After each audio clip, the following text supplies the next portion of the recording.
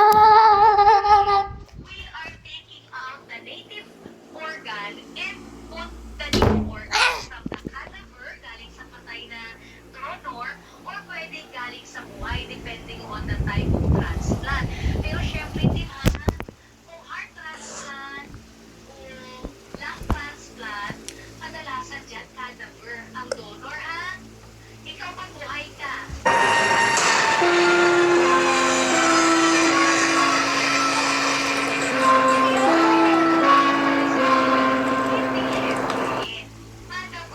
Wala naman yan na. Napansin niyo ang daming kidney donors na buhay?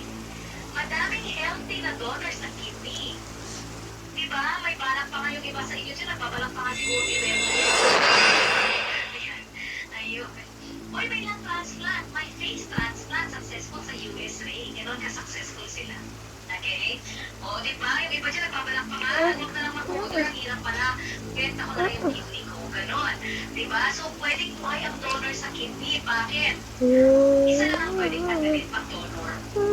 Eh, o, diba? Oo, sana nga naman, Lorenzo. Pero pwede mo na eh. Huwag na, sayang pera. Charot na. O, sige. Ayun na.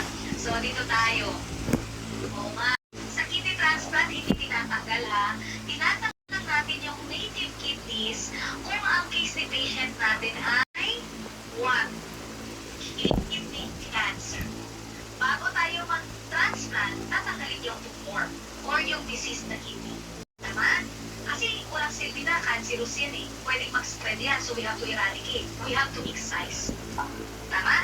Gano'n na.